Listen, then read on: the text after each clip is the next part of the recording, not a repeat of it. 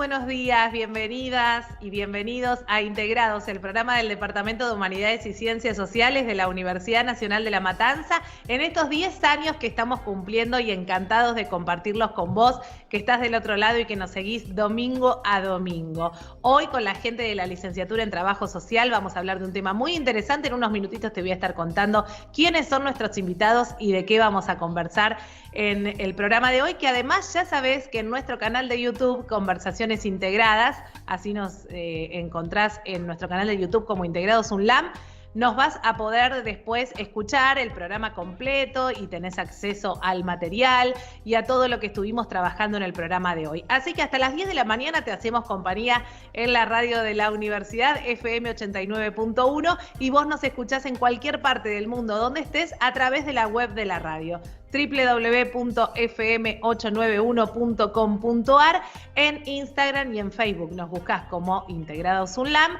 y en nuestro canal de YouTube nos encontrás como Integrados UNLAM también.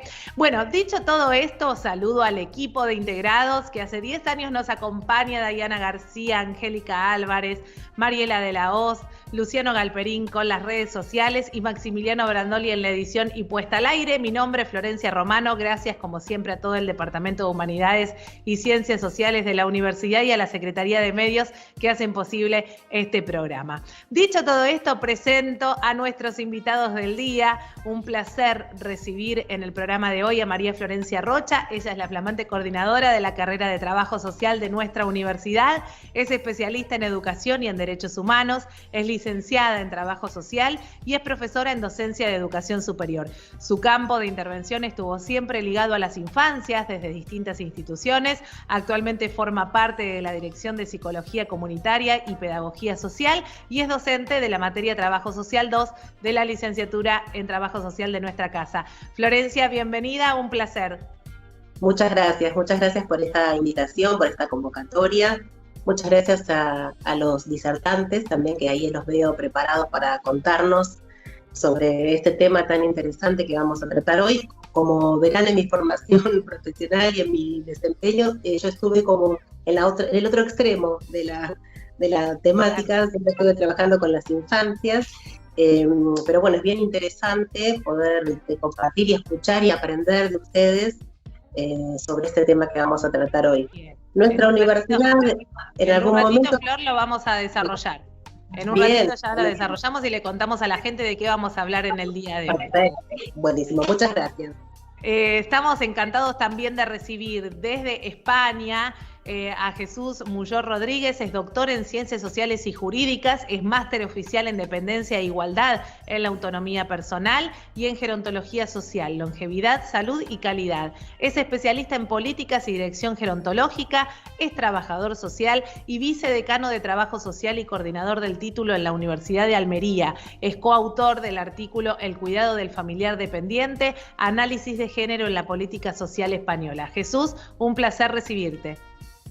Nada, el placer es mío. La verdad que estoy muy contento y muy agradecido de esta invitación. La verdad que para mí es un orgullo compartir este espacio con compañeras de tan alto nivel y además de participar en este espacio que yo ya seguía, tengo que decirlo, y os felicito también por estos 10 años. Sobre todo a partir de la pandemia he sido un asiduo seguidor de este programa, que sabéis perfectamente que supera las fronteras, y la verdad que os tengo que felicitar por esta buena iniciativa. Y claro, para un seguidor que os he estado escuchando también durante estos tiempos tan difíciles, recibir esta invitación, pues la verdad que es un orgullo, y espero también que las personas que nos están escuchando, que nos están viendo por los distintos medios, pues puedan aprender algo con las aportaciones que os pueda realizar en esta conversación. Seguro que sí. Muchas gracias, Jesús, un placer. Y estamos en comunicación también hoy con Fernanda Sigliano. Ella formó parte del panel La construcción de políticas ante el incremento de la dependencia y la profesionalización de los servicios en la 4ª Jornada Internacional de Trabajo Social en el campo gerontológico que se realizó en nuestra universidad en el año 2016. Su trabajo siempre estuvo ligado a la mutualidad, pero también forma parte de la Red GET, la Red Latinoamericana de Docentes Universitarios y Profesionales de Trabajo Social, que se desempeñan en el campo gerontológico junto a Jorge de Paola, junto a Teresa Dornel, y es un placer recibirla hoy a Fernanda también. Bienvenida. Hola Florencia, hola a mis compañeros y compañeras que están presentes. Un placer para mí sumarme, les agradezco muchísimo la invitación. Como bien decía Jesús, somos seguidores y seguidoras de esta propuesta. Y bueno, es un orgullo para nosotros como docentes de la universidad también tener esta herramienta de difusión y poder llegar de otra manera a la comunidad. Así que bueno, muchas gracias por la invitación y un gusto estar aquí compartiendo esta temática tan importante que ya seguramente vas a develar pronto. Sí, seguro. Vamos a hablar de la práctica de cuidados con personas mayores y es un placer, Teresa, recibirte. Qué suerte que pudiste conectarte y agradecerte muchísimo porque sé que ha cambiado horarios y demás para poder estar presente hoy, así que un placer recibir para todos nosotros a Teresa Dornel desde Uruguay, es magíster en gerontología social, es diplomada en investigación social cualitativa y pedagogía universitaria, es licenciada en trabajo social, se desempeña como docente investigadora del Departamento de Trabajo Social de la Facultad de Ciencias Sociales de la Universidad de la República Montevideo, Uruguay, es coordinadora del área de vejez y trabajo social, es coordinadora responsable del proyecto integral Cuidado Humano, Derechos e Inclusión Social y es co-coordinadora de la Red Latinoamericana de Docentes y Universidades de Gerontología y Trabajo Social. Teresa, un placer recibirte, bienvenida. Muchas gracias a ustedes por invitarme. Bueno, vamos a estar hablando hoy de un tema muy importante, recién lo decíamos, las prácticas de cuidados con adultos mayores y todo lo que hay detrás de esta visión de la persona mayor como tal, ¿no?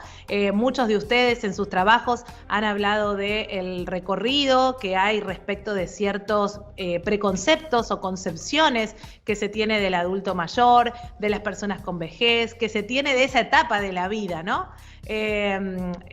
También este proceso, ir encaminándonos hacia qué es ser mayor. Bueno, tantas dudas, tantas consultas se me vienen a la mente. Jesús también en sus trabajos ha hablado sobre la mirada de género que hay también puesta sobre las familias y los cuidadores de las personas mayores. Bueno, muchas cosas que vamos a desandar, Flor. Y como vos decías, Florencia, al comienzo, si bien tu especialidad siempre está en el otro extremo, ¿no? En la infancia, digo, qué importante para desde chicos, para el común de la gente y para también el profesional en trabajo social, vos como coordinadora de la carrera, conocer sobre el recorrido y las diferentes prácticas de cuidado con personas mayores. Seguro, seguro.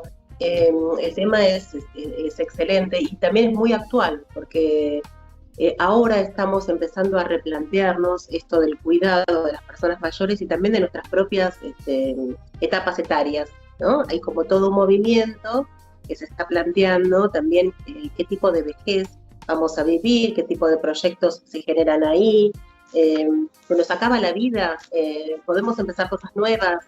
Bueno, todas estas dudas, estos interrogantes están siendo ahora muy actuales en el debate. También esto que hablaba el colega Jesús, de la cuestión de género, ¿no? ¿Quiénes se encargan de los cuidados de las personas mayores? ¿Sobre quiénes recae esta actividad? Bueno, son temas muy actuales que el trabajo social no puede dejar afuera. Así que es una alegría que estemos tratando este tema y que tengamos a semejantes profesionales que nos van a contar, ¿no? Sí, y sobre todo lo que decíamos al comienzo, ¿no? La importancia de establecer estas redes y estos lazos para que estos conceptos vayan quedando, ¿no? Quedan en una red, quedan en, uy, mirá lo que vi por YouTube, o mirá este profesional, el concepto que tiene, lo traigo a su vez para mis investigaciones o para fortalecer mis escritos, ¿no? Es muy importante el conocer cómo es el campo del cuidado con personas mayores en otros lugares también. Teresa, me gustaría comenzar con vos porque hay que partir a desandar un montón de preconceptos que hay, ¿no? Sobre la vejez, sobre qué es ser una persona mayor, sobre esta cuestión a veces casi que no se quiere nombrar, ¿no? Como que esa etapa de la vida, bueno, a mí no me va a pasar, yo no voy a llegar o no quiero saber nada todavía de cuando sea grande, ¿no?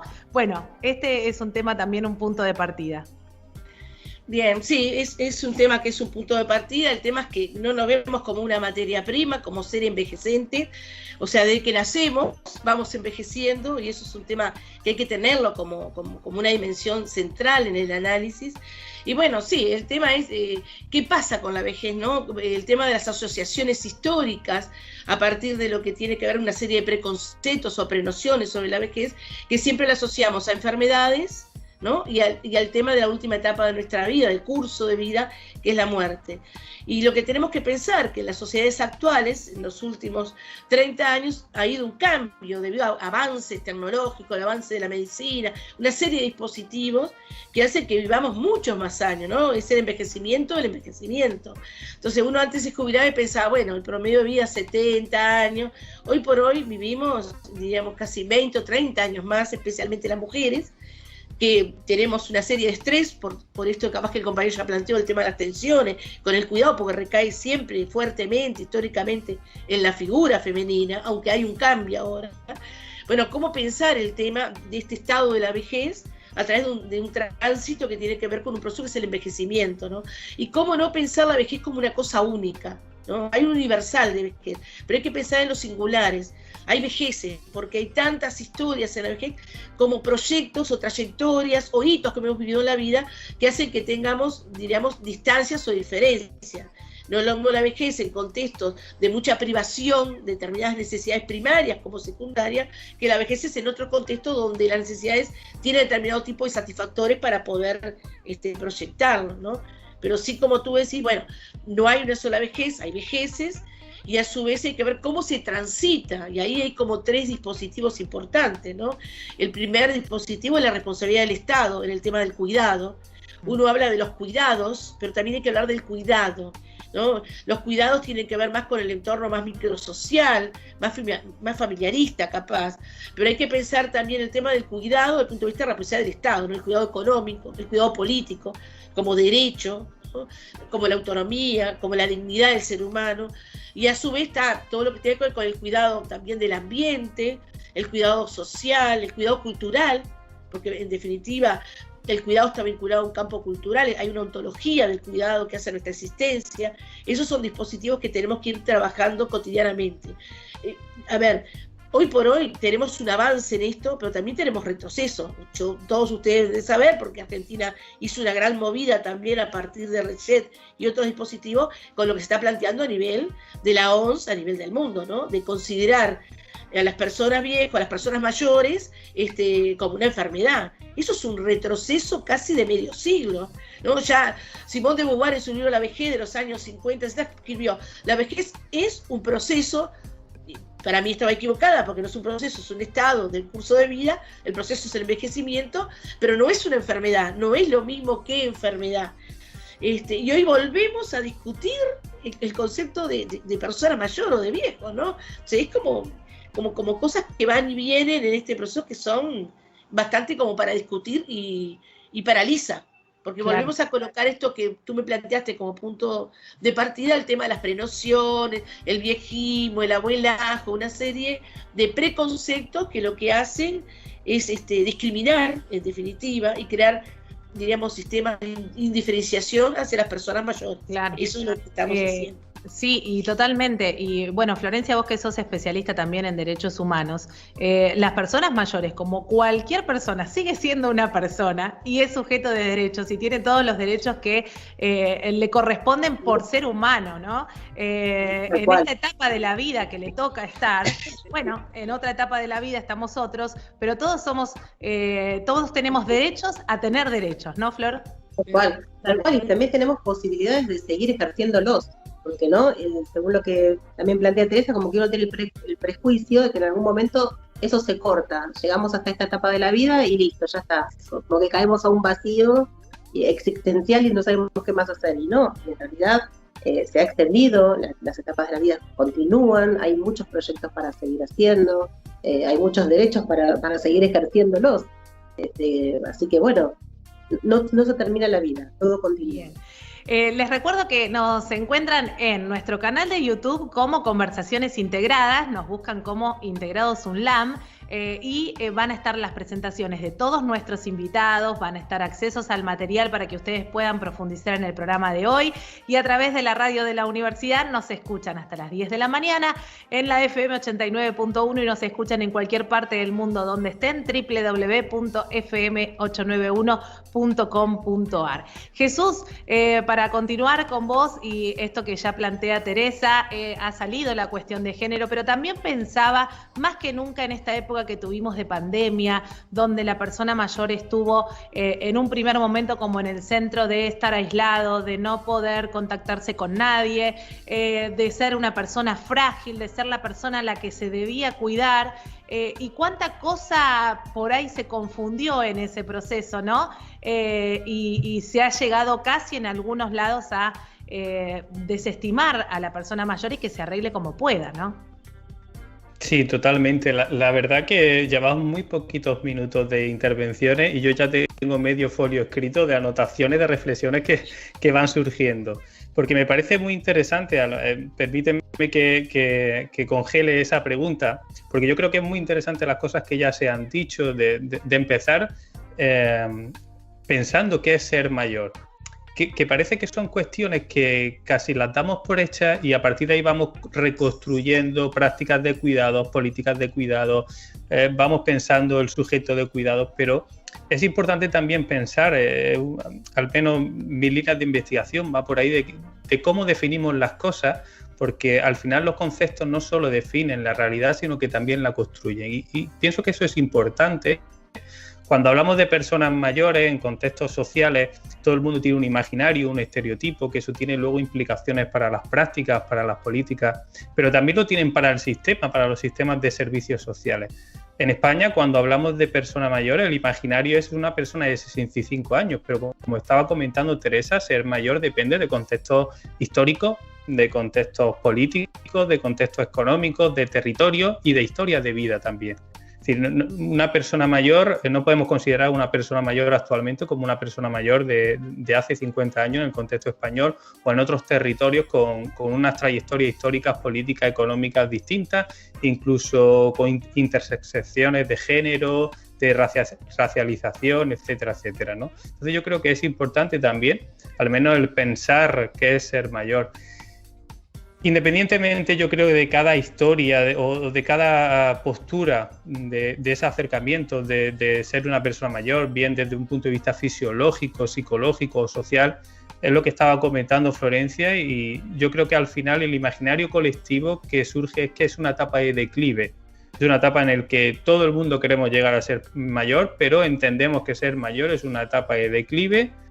No quiero decir que sea así, digo que es el imaginario social, y yo creo que lo primero que tenemos que hacer desde el trabajo social es cambiar ese imaginario, no solo con pedagogía, sino también con las investigaciones que ya van surgiendo, donde, como se ha dicho, es una etapa más, donde hay una serie de condicionantes, como pueden ser la dependencia, pero que la dependencia también existen en otras etapas, como puede ser, como decía Florencia, pues en la infancia, o incluso yo apuesto por un concepto de interdependencia. Todas las personas en distintas etapas somos interdependientes.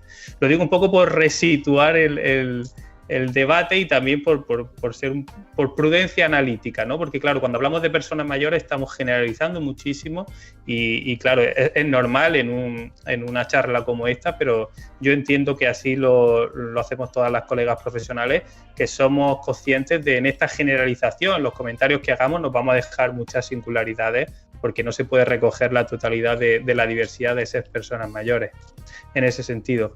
El COVID, yo creo que a nivel mundial y particularmente desde la perspectiva que me toca en España, pues han sido uno de los colectivos, las personas mayores que más han sufrido. De hecho, los datos oficiales han llegado a hablar de que el 40% de las muertes de COVID en España han sido de personas mayores. Cuando hablo de personas mayores ni siquiera hablo de la edad cronológica de 65 años, sino de 70 años. Y hemos llegado a alcanzar que el 40% de los fallecimientos han sido de personas mayores. Incluso dentro del sistema de servicios sociales, sean residencias de personas mayores, centros de día, incluido personas mayores con discapacidad, han sido el 40% del total de los fallecimientos por COVID. Aquí ya podríamos entrar en muchos debates y de hecho se han analizado distintas cuestiones y responsabilidades de estas situaciones, pero ha puesto sobre la mesa una debilidad del sistema de protección que teníamos y de la necesidad del cuidado y de repensar qué tipo de cuidado en ese sentido. Pero también no debemos dejar por alto, y esto es lo que, uniéndolo con el principio de mi intervención, que han habido directrices, no decretos estatales, pero sí directrices autonómicas, incluso de distintas agencias de salud, donde se han mandado comunicados para que no se atiendan a las personas mayores por COVID. Esto ha sido una realidad en España, donde hemos investigado, y además tengo colegas profesionales que trabajan en los recursos residenciales de personas mayores, donde ante contagios de COVID se ha llamado a las ambulancias, al 061, a emergencias sanitarias para que vinieran a por esas personas mayores, y en los primeros picos de la pandemia no se han ido a por ellas. O sea, no se ha priorizado la vida de las personas mayores, y esto tiene que ver con toda esa concepción que hablábamos sobre qué es ser mayor y el valor social o el escaso valor social que se le da a las personas mayores. Totalmente. Fernanda, quiero ligar con vos este concepto porque siempre te has dedicado y trabajado mucho en lo que es la mutualidad, las mutuales y este concepto de solidaridad, ¿no? Y con las personas mayores, ¿cómo ha funcionado en este último tiempo? Seguramente, Florencia, tal cual, escuchaba a mis colegas y me permitía esta reflexión, ¿no? Nosotros tenemos la experiencia, yo trabajo en el campo de la economía solidaria desde hace muchos años. En nuestro país se han caracterizado muchas mutuales, muchas de ellas por estar formadas por personas mayores. El caso de la mutual en la que yo trabajo y en la que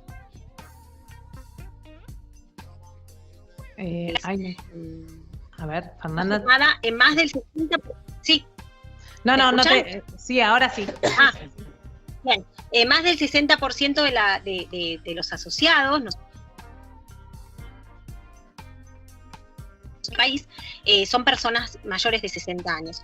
Y como bien decían, este contexto de pandemia, aunque es una temática, lo que tiene que ver con los cuidados, 11 años, es una temática que se ha fortalecido muchísimo en este contexto y que ha evidenciado este concepto de la solidaridad y de la cercanía que nos dan estos movimientos concreta y la necesidad que se visibilizó en estos tiempos. Nosotros venimos trabajando conjuntamente. Te interrumpo, si querés apagar la cámara, a ver si así te escuchamos más de corrido, porque vas y venís, te escuchamos todo el concepto, pero como con retraso. Perfecto. ¿Ahora me escuchan bien? Ahora estamos bien, sí. Muy bien. Bueno, y en relación también a lo que decía Teresa, es que es muy importante este concepto debe considerar desde el Estado, ¿no? El concepto del cuidado, que es mucho más abarcativo, pero que en su línea de los cuidados específicos en los hogares, en este necesario, nosotros, venimos llevando adelante la formación y el acompañamiento de cuidadores y cuidadoras para personas mayores, no solamente en este contexto de pandemia, que se evidenció mucho más y se fortaleció mucho más el trabajo de acompañamiento que tuvimos que realizar para ambos grupos, ¿no? Bien. Cuando también en los cuidadores y cuidadoras.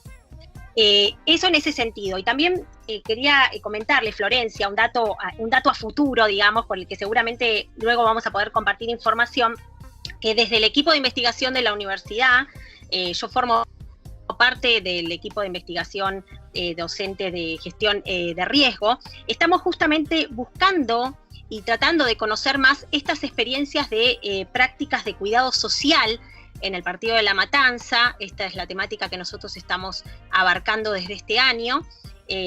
Así que seguramente vamos a tener muchos datos más concretos de qué fue lo que pasó en este contexto y en nuestro partido concretamente respecto a los cuidados y a lo que movilizó a la gente también a brindarse esta ayuda mutua y este acompañamiento solidario que vos nombrabas, ¿no? Claro, seguro. Vamos a tener muchísimos, siempre nos está pasando con los profesionales que están en conversaciones integradas y demás, que estamos como planeando incluso programas a futuro, porque lo valioso que debería quedar, entre otras cosas, de esta pandemia es poder investigar y poder tener conocimiento y poder ir llevando todo lo que pasó a números o a estadísticas o a reflexiones para barajar y dar de nuevo, ¿no?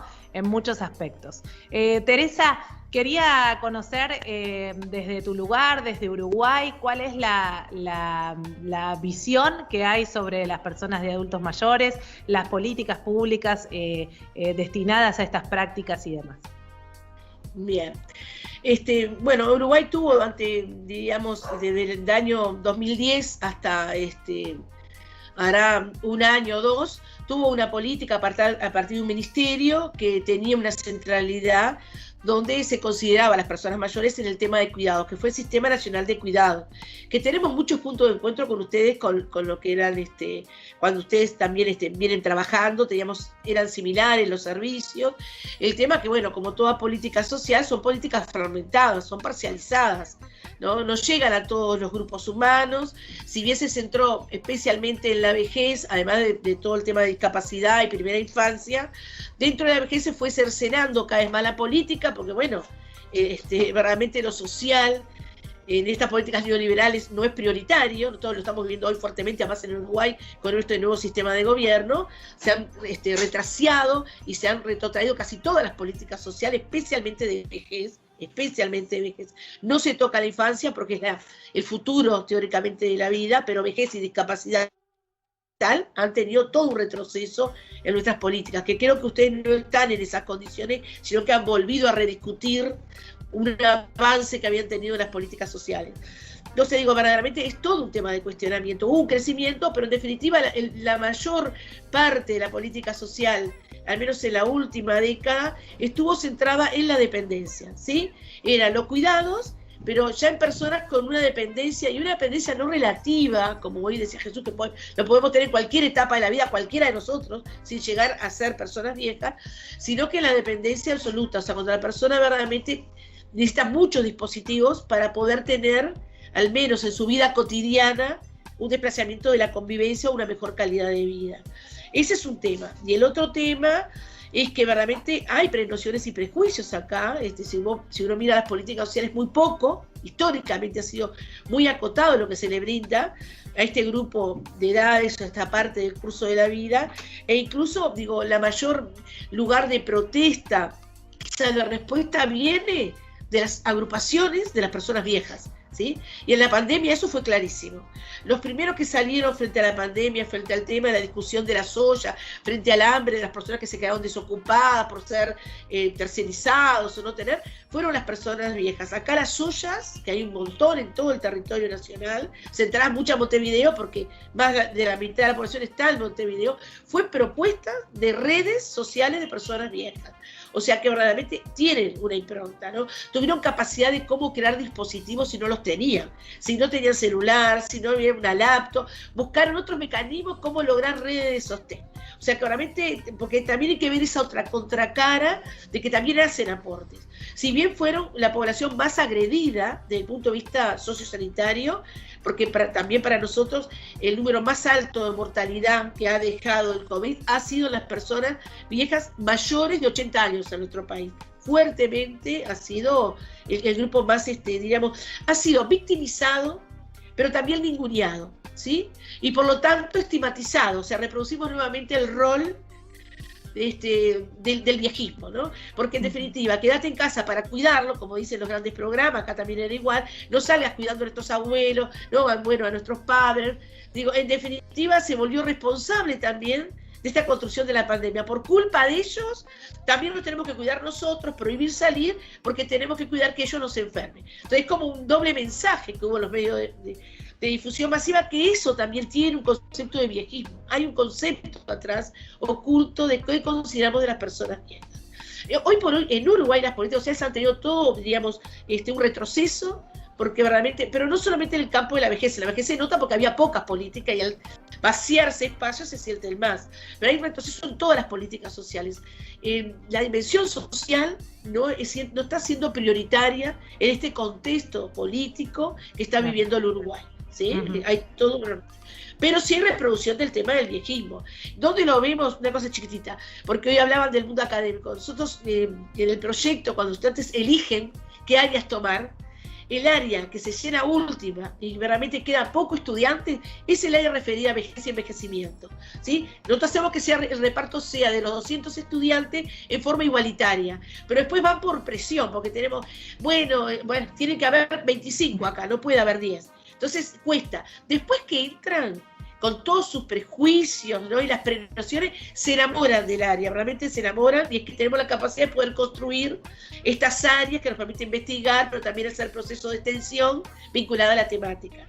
Pero claro, hay muchas prenociones con totalmente. La temática. Florencia, vos ahora como coordinadora de la carrera, pero esto también lo hemos conversado muchas veces, es algo histórico, ¿no? Que cuando uno elige especialidad, como que es lo menos elegido el campo gerontológico. Sí, exactamente, y tiene que ver con el desconocimiento también, ¿no? Aunque hay poca prensa, poca difusión, la ancianidad no tiene buena prensa, ¿no? Entonces, bueno, pasa eso, las juventudes quizás se enganchan más con otras temáticas que creen que pueden abordar de otras maneras, y bueno, pero tiene que ver con lo que venimos hablando, ¿no? Con esa naturalización de conceptos y preconceptos desde el desconocimiento. Bueno, todo lo que se naturaliza se puede desnaturalizar, y esa me parece que es la tarea nuestra, como docentes, como formadores de nuevos profesionales, de poner el eje ahí, ¿no? En el conocimiento, en el compromiso, para tener nuevas miradas. Totalmente. Recuerden que estamos hasta las 10 de la mañana haciéndoles compañía en Integrados por el aire de la radio de la universidad, www.fm891.com.ar. Nos encuentran en Instagram, Facebook y Twitter como Integrados RU. En nuestro canal de YouTube con conversaciones integradas nos encuentran como Integrados UNLAM. Y allí van a tener todo el material para poder acceder y profundizar sobre la temática que estamos hablando hoy. Teresa decía algo recién, Florencia también y Fernanda también lo deslizó, y Teresa decía, Jesús, esto de que casi se hizo responsable a las familias un poco del cuidado también de las personas mayores, con pandemia o sin pandemia es casi una constante, ¿no? Y que dentro de las familias la mujer es la que se ocupa de brindar este cuidado. Y también en torno a esto entonces toda la perspectiva de género que surge del por qué siempre cargamos sobre las mujeres de la familia, ni siquiera un familiar directo te diría, quizás la esposa del hijo, ¿no? Siempre cargando sobre la mujer este aspecto de cuidado. Sí, el cuidado históricamente se ha tendido, o sea, desde la investigación e incluso desde no solo la investigación académica o en cierto modo elitista de producción científica, sino de la reivindicación ciudadana de las propias mujeres, obreras, sindicadas, de hacer del cuidado en su sentido más amplio, en el sostenimiento de la vida, de hacer del cuidado una cuestión pública, una responsabilidad política. Pero curiosamente, por decir ese matiz, curiosamente, sino intencionadamente, estamos viendo en distintos territorios, la administración pública tiende a responsabilizar, no solo a transferir el cuidado a la familia es una manera de invisibilizar a la mujer, o sea, no solo de transferir el cuidado a la mujer, sino además de responsabilizar del cuidado a la mujer, que es una cuestión también distinta. Se ha visto históricamente antes del COVID, pero Teresa lo introducía también con el tema del COVID. Es decir, cuídate para cuidar a tu madre, a tu padre, a tu abuelo. Es decir, al final me estás responsabilizando que si mi familiar se contagia es por una imprudencia mía. Claro, ¿quién puede cuidarse más? Eso sería el siguiente análisis. Quien mayores posibilidades tenga, mayores situaciones socioeconómicas, quien viva en una vivienda donde tenga distintas habitaciones, donde esa familia además pueda teletrabajar, tenga una actividad esencial, donde se le permita el teletrabajo, donde tenga las herramientas para teletrabajar. Es decir, estamos ya lógicamente, en unas clases o unos niveles socioeconómicos distintos. Quien tiene que coger distintos autobuses públicos o transportes públicos donde tienen que interactuar con distintas, no sé, en fábricas, en cualquier otro tipo de actividad donde no se les permita teletrabajar, pues tienen mayor riesgo. Y además esas personas luego, cuando vuelven a su ámbito del hogar, tienen que cuidar no solo de las personas en situación de dependencia física o intensa, de las personas mayores, sino también de toda una red de hijos, de incluso maridos, donde también el cuidado, responsabilidad del hogar. Es decir, en esa responsabilidad, en esa transferencia del cuidado y responsabilidad pública, pues claro, estamos culpabilizando siempre a mujeres, pero además hay diferencias tipos de responsabilidad de mujeres. En España, como en otras situaciones de Europa, también se está dando las cadenas mundiales de cuidado, donde mujeres se están contratando, mujeres que salen al mercado de trabajo fuera del ámbito del hogar, están transfiriendo el cuidado a otro tipo de mujeres, principalmente de procesos migratorios del sur, del centro de América, en condiciones precarias, que a su vez, al venir a España para ejercer el cuidado por el bien de su familia, dejan en el lugar de origen, y eso ustedes lo saben mejor que yo, en el lugar de origen otras mujeres, donde se va retroalimentando y reproduciendo esa escalera de desigualdad en el entorno de la mujer. Y todo eso, en el caso de España, fomentado también por políticas públicas, donde a partir del año finales de 2006, principios del 2007, se hace una ley, se implementa una ley de promoción de la autonomía personal y atención a las personas en situación de dependencia, donde a partir de un derecho subjetivo, es un derecho donde todas las personas pueden adquirirlo, el Estado da una especie de prestación de paga, por decirlo de alguna manera, a las mujeres que cuidan en el ámbito del hogar. Eso se vio al principio como una forma de visibilizar el cuidado, pero luego se ha visto donde esa implementación de esa prestación, que insisto, es un derecho público, luego si queréis hablamos de las condiciones de trabajo, que son muchísimo peores que fuera del ámbito del hogar, ha sido incentivada por la administración pública. Yo en el 2009 ya declaré en un artículo que eran esclavas por derecho. Esclavas por derecho. Es decir, al final el Estado estaba esclavizando a través de un derecho, y ahí la perversión de la administración pública a que esas mujeres sigan no solo cuidando de sus familiares, sino por necesidad siendo cómplices de esa escalera de desigualdad. Claro. Totalmente. Nos quedan todavía unos minutos de programa por delante, pero la tengo que despedir a Teresa. Pero Teresa, antes quisiera conocer tu reflexión final o aportes que quieras dejar para seguir pensando. Pero quizás el aporte, más que nada, desde la formación de trabajo social, es poder pensar estos debates, ¿no? Estas discusiones, donde el proceso de investigación es uno de los lugares, pero también las propias prácticas de extensión o de intervención que hacemos las profesiones, también son lugares de diálogos, ¿no? Con otras profesiones también. El tema de colocar esto de la ontología del cuidado de una perspectiva cultural, el pensar en los micropoderes que aparecen en estas prácticas, hay que pensar en lo micropolítico, me parece que es el lugar donde uno puede en estos contextos, en estos tiempos de casi desesperanza, se puede decir, porque es lo que nos ha dejado la pandemia, ¿no? De incertidumbre, bueno, pensar en proyectos, y los proyectos tienden a ser proyectos colectivos, no individuales.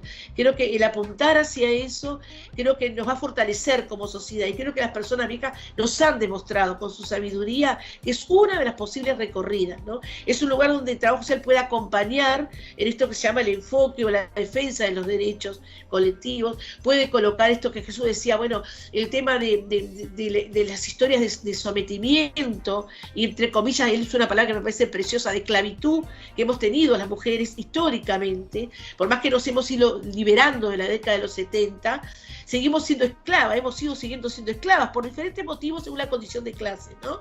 Porque nos liberamos, pero tuvimos doble tarea, salimos a trabajar, pudimos optar de si tener o no hijos con la píldora, decidir un montón de cosas, pero en definitiva no teníamos ese correlato de ir acompañada. Mi madre siempre me decía, soy más libre, decido, trabajo, gasto mi dinero, pero no dejo de limpiar, de cuidar, no tengo quien haga esa reproducción. Y cuando alguien la hacía, mi madre siempre me decía, yo también estoy victimizando a otra mujer, porque en definitiva le pago a otra persona y según mi condición de clase le pago muy poco, por fuera, capaz que por debajo del salario mínimo, porque tengo que también conseguir a alguien que también reproduzca ese rol. Entonces, estas cosas me parece que el trabajo se las tiene que colocar, lo tiene que hacer visible, ¿no? Y me parece esto que está bueno, que en una parte creo que fue Florencia que lo colocó, pero también hacerlo visible a partir de la voz de los propios viejos, ¿no? Digo, colocar sus voces. Hay espacios, hay lugares, y yo creo que nosotros tenemos que acompañar eso de no ser la voz del viejo, sino los viejos darle, habilitar ese espacio de dignidad, de ser portadores de voces de experiencias que les han permitido darse cuenta de un montón de errores. Y creo que tenemos que aprender, ¿no? Creo que el mundo académico tiene una tensión que tiene que descentrar, y es esto que hoy Jesús dijo elitista, y yo creo que está bien esto de la élite, no en el sentido de ser superiores, pero sí de considerar que el saber episteme está por encima del saber doxa. Entonces los viejos no valen, porque su saber, capaz, la mayor acumulación es de saber doxa, en la vida cotidiana, lo que aprendieron por ensayo, error, recompensa y castigo. Y sobre eso es que aprendemos prácticas, debemos aprender a reflexionar las prácticas. No hay duda, tenemos una distancia, porque para eso pasamos por el mundo académico, de poder pensar ese saber doxa también desde un saber episteme, pero también socializarlo. Entonces me parece que eso es una reflexión que desde el trabajo social lo hacemos, pero tenemos que seguir proyectándolo. Pero no solamente con el grupo con el cual trabajamos, en las personas viejas, sino también con el resto de la disciplina y la propia universidad. Porque por algo no existe, al menos en Uruguay, cátedras sin ser geriatría, ¿sí?, que es de Facultad de Medicina, que hablen de la gerontología crítica o la gerontología social. No hay formación específica. Y eso habla de que los viejos no existen. Sí hay pediatría y hay un montón de especializaciones de familia, infancia y pobreza. Familia, infancia, y maltrato. Pero no vamos a escuchar que exista, si serán cosas aisladas, de gerontología. Sí, no, casi no existe. Entonces me parece que eso también es una responsabilidad que lentamente nosotros en estos intersticios educativos podemos ir colocando. Gracias, Teresa, un placer haberte tenido. No, gracias a ustedes. Hasta luego. Chao. Fernanda, sumando a lo que decía Teresa, me parecía importante cuando Teresa comentaba esta cuestión de darle voz, ¿no?, a los viejos, decía Teresa, y vos desde la Mutual y desde este concepto de economía solidaria y demás, sin duda, las mejores ideas y planteamientos parten del propio involucrado, ¿no? Exactamente, sin duda estos procesos tienen que ver con la participación plena, estos movimientos y estas organizaciones a través de la unión de las personas mayores con un objetivo común, que es la necesidad de generar servicios que vayan respondiendo a sus necesidades. Por lo tanto, yo les decía que nosotros tenemos la ventaja de ejercer el trabajo social en este espacio donde somos convocados a escuchar esa voz y a generar respuestas y propuestas que den respuesta directa a esa necesidad específica que ellos sienten y que es verdaderamente sentida y con la cual trabajamos. Y déjame decir algo más respecto a lo que nuestros colegas nos decían. Uno tiene que ver con el aspecto de los derechos, que tenemos que tener en cuenta que contamos con la Convención Interamericana de Derechos de las Personas Mayores, que eso también ha sido una herramienta que estamos tratando claramente de potenciar y de generar como herramienta en la cotidianeidad, ¿no? Que se asuma y que se apropie la persona mayor de estos derechos específicos. Y por otro lado, algo que decía Teresa y que es sumamente interesante y necesario, esto de generar en el ámbito académico, si bien en Argentina tenemos procesos interesantes, no solo de especialización, sino también de cátedras dentro de las distintas universidades, pero como ella bien dice, tendría que ser algo que esté en todas las universidades y en todas las carreras, específicamente hablando del trabajo social en nuestro caso, ¿no? Pero que tendría que ser un aspecto importantísimo a destacar, y déjame decirte que uno trata siempre de trabajarlo desde ¿no? Soy docente en una cátedra de primer año, ¿no?, de ingreso a la carrera, y nosotros ya desde el inicio les damos esta posibilidad de conocer el espacio del trabajo en la gerontología como una posibilidad de especialización y de formación continua. Así que bueno, esto es lo que uno trata y promueve desde el espacio académico también, y bueno, obviamente a partir del intercambio en la red de profesionales de trabajo social gerontológico, que nos abre muchísimo las experiencias que lógicamente nos enriquece para la práctica. Gracias, Fernanda. Jesús, te doy la palabra para tus consideraciones finales.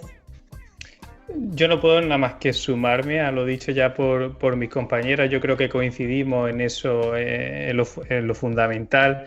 Yo creo que, resumiendo un poco, al menos mi aportación que quisiera dejar para futuros debates, es que hablar de cuando queremos abordar las personas mayores, no solo tenemos que abordar las personas mayores a partir de 65 años, me explico. Abordar el envejecimiento o querer cambiar la visión del envejecimiento, es querer transformar una política social, económica, es decir, un modelo productivo, un modelo capitalista, en el sentido de decir, el envejecimiento activo no es solo una actividad funcional, una gerontogimnasia, unos hábitos de vida saludables, que por supuesto lo son, pero afrontar el envejecimiento activo también tiene que ver con cómo organizamos los espacios de trabajo desde que empezamos en la actividad laboral. Me explico, nos tiramos toda una vida, nos están enseñando cómo desempeñar un puesto de trabajo, desde los 4 o 5 años, a respetar un horario, a saber socializarnos en grupo, luego con la etapa de instituto preuniversitarias para sacar la máxima nota para poder llegar a esa carrera que preferiblemente quieres hacer, luego durante esa carrera la especialización técnica que vas a desempeñar, los posgrados, etcétera, ¿no? Es decir, nos tiramos toda una vida que nos están explicando ese modelo productivo, es decir, a que una persona sea productiva, y curiosamente es cuando en la etapa de jubilación, cuando parece que cae ese declive, ¿no? Y es que afecta mayoritariamente a las personas mayores. En ese sentido, yo creo que tenemos que cambiar todo ese modelo productivo, esos tiempos que tenemos donde las personas que estamos trabajando necesitamos de nuestros padres, de nuestros abuelos para que cuiden a sus nietos, donde necesitamos que personas mayores de 70 años estén cuidando a otras personas mayores también en situación de dependencia, cuando ellas deberían de ser también atendidas. Y por supuesto, lo que estáis diciendo, las personas mayores deben de ser sujetos, o sea, objetos de atención para ser sujetos. Es decir, ellos tienen voz no solo para decir cuáles son sus necesidades, sino también para, como estabais comentando antes, coorganizarse y además ser ellas y ellos los que también dan soporte y ayuda a otras personas mayores. Totalmente, gracias Jesús. María Florencia, lo que quieras dejar de reflexión del programa de hoy, que no sé a ustedes, pero a mí se me pasó volando, ¿eh? Y podríamos seguir anotando cosas para seguir charlando en próximos programas. Flor. Sí, bueno, desde mi rol lo que me queda pensar es en estas nuevas prácticas de estudio y de especialización y de capacitación para nuestros futuros egresantes, que serían, ¿no?, para los futuros profesionales que formemos. Contenta y agradecida de que esté Fernanda dentro de nuestra universidad, así que ella va a realizar también todos estos aportes tan valiosos. Bueno, contenta de haber compartido con Jesús también toda su experiencia, todo su saber, y haciendo las valijas para cuando tengamos que ir, ¿no?, a visitarlo. Allá estaremos todas felices. Y bueno, la verdad es que es un tema que es súper interesante y en donde necesitamos poner el foco y formarnos y formar a quienes cuidan. Así que, bueno, esto, agradecida por este espacio, agradecida por este programa, que la verdad que se pasó volando. Sí, la verdad que sí. Bueno, Flor, y tendremos muchos más por delante hablando de otras cuestiones que atañen al trabajo social. Yo no me queda más que agradecerles a todas y a cada uno y a todos. Desde España, Jesús Muñoz Rodríguez, un placer. Muchísimas gracias por estos minutos.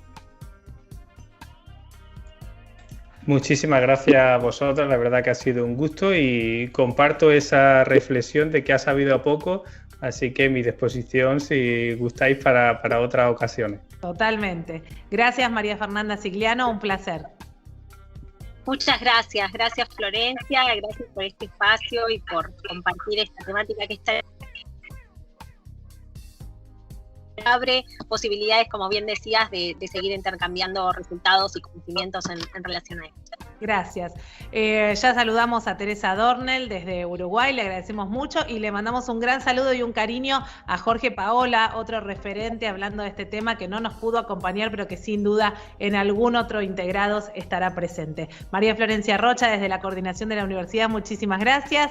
Gracias a todos ustedes que nos acompañaron en este nuevo programa de 10 años de Integrados, cumpliendo 10 años, así que no se pierdan nada porque nos pueden volver a ver en nuestro canal de YouTube como Conversaciones Integradas, nos buscan como Integrados UNLAM y nosotros nos reencontramos el próximo domingo a las 9 de la mañana con otro Integrados por el aire de la radio de la universidad. Gracias a nuestro equipo, obviamente, Angélica Álvarez, Diana García, Mariela de la Hoz en la producción, Maximiliano Brandoli en la puesta al aire, Luciano Galperín con todas las redes sociales, gracias a todo el Departamento de Humanidades y Ciencias Sociales de nuestra universidad y a la Secretaría de Medios de Comunicación que hacen posible este Integrados domingo a domingo. Mi nombre es Florencia Romano, nos reencontraremos en otro Integrados. Buena vida para todos.